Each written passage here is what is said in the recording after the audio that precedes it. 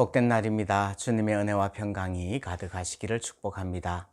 고린도후서 5장을 봉독해 드리겠습니다. 만일 땅에 있는 우리의 장막집이 무너지면 하나님께서 지으신 집, 곧 손으로 지은 것이 아니요 하늘에 있는 영원한 집이 우리에게 있는 줄 아느니라. 참으로 우리가 여기 있어 탄식하며 하늘로부터 오는 우리 처소로 덧입기를 간절히 사모하노라. 이렇게 입으면 우리가 벗은 자들로 발견되지 않으려 함이라. 참으로 이 장막에 있는 우리가 짐진 것 같이 탄식하는 것은 벗고자 함이 아니요 오히려 덧입고자 함이니 죽을 것이 생명에 삼킨 바 되게 하려 함이라. 곧 이것을 우리에게 이루게 하시고 보증으로 성령을 우리에게 주신 이는 하나님이시니라. 그러므로 우리가 항상 담대하여 몸으로 있을 때에는 주와 따로 있는 줄을 아노니 이는 우리가 믿음으로 행하고 보는 것으로 행하지 아니함이로라. 우리가 담대하여 원하는 바는 차라리 몸을 떠나 주와 함께 있는 그것이라. 그런즉 우리는 몸으로 있든지 떠나든지 주를 기쁘시게 하는 자가 되기를 힘쓰노라. 이는 우리가 다 반드시 그리스도의 심판대 앞에 나타나게 되어 각각 선악간에 그 몸으로 행한 것을 따라 받으려 함이라. 우리는 주의 두려우심을 알므로 사람들을 권면하거니와 우리가 하나님 앞에 알려졌으니 또 너희의 양심에도 알려지기를 바라노라. 우리가 다시 너희에게 자천하는 것이 아니요 오직 우리로 말미암아 자랑할 기회를 너희에게 주어 마음으로 하지 않고 외모로 자랑하는 자들에게 대답하게 하려 하는 것이라. 우리가 만일 미쳤어도 하나님을 위한 것이요 정신이 온전하여도 너희를 위한 것이니 그리스도의 사랑이 우리를 강권하시는도다. 우리가 생각하건대 한 사람이 모든 사람을 대신하여 죽었은즉 모든 사람이 죽은 것이라. 그가 모든 사람을 대신하여 죽으심은 살아있는 자들로 하여금 다시는 그들 자신을 위하여 살지 않고 오직 그들을 대신하여 죽었다가 다시 살아나신 이를 위하여 살게 하려 함이라.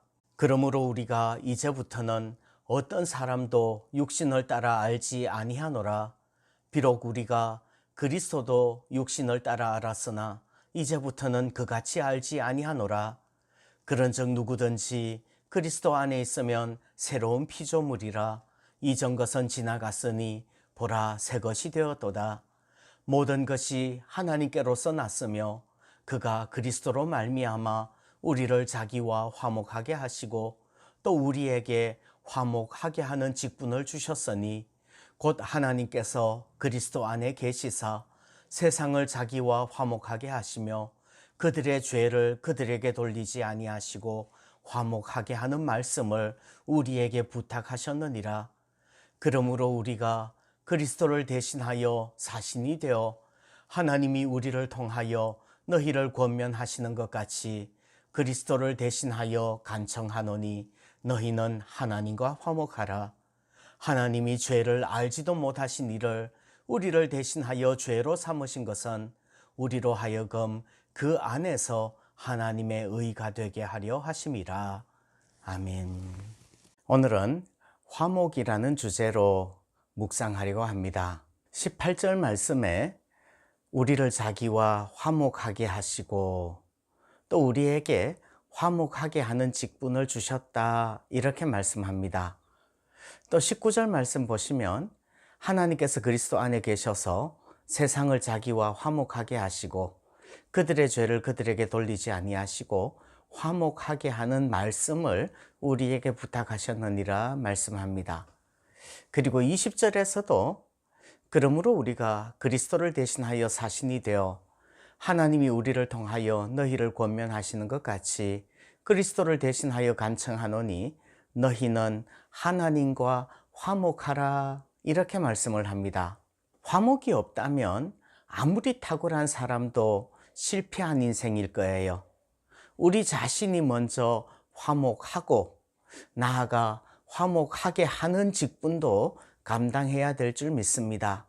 그래서 우리 자신이 평화의 도구로 쓰임받기를 원합니다. 그것이 피스메이커 입니다. 먼저는 하나님과 화목해야 됩니다. 하나님과의 화목이 제일 중요해요. 어떻게 화목할 수 있을까요? 여러분, 하나님과의 화목을 깨뜨리는 것이 뭐죠? 그것은 바로 죄입니다. 에덴 동산에서 인류가 하나님과 원수가 되어진 것이 왜 그렇습니까? 아담의 죄 때문이에요. 그러므로 죄의 문제를 해결하는 것이 하나님과 화목하는 것이고요. 죄의 문제를 해결하는 것은 바로 예수 그리스도의 십자가의 보혈이죠. 죄를 알지도 못하신 주님이 우리를 대신하여서 십자가에 못 박혀 죽으신 것입니다. 그러므로 예수님을 믿는 것이 하나님과 화목하는 것이고, 예수님을 믿게 하는 것이 하나님과 화목하게 하는 직분을 감당하는 것입니다. 또 이웃과 화목해야 합니다. 하나님과 화목한 사람은 이웃과도 화목해야 되는 거죠. 이웃은 뭐예요?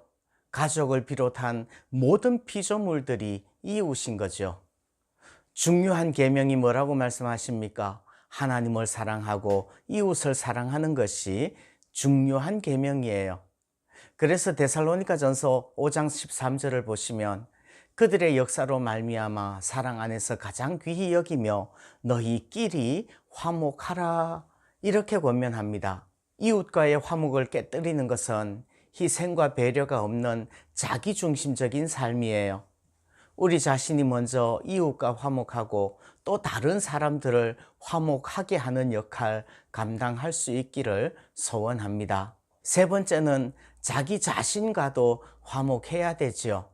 자기 자신과 화목하지 않으면 주님의 사역을 감당할 수 없습니다. 오히려 우울증에 빠질 뿐이지요. 그런데 자기 자신과의 화목을 깨뜨리는 것은 뭔가요? 우리의 죄책감이죠. 베드로는 자기 스스로 자기가 예수님을 부인하였다는 그 사실을 용납할 수 없었어요. 그래서 주님의 부활을 체험하고 부활하신 주님을 만나고서도 나는 물고기 잡으러 가노라 하면서 바다로 가는 거예요. 그러면 그 죄책감에 대한 해결책은 무엇일까요? 나는 못났어요.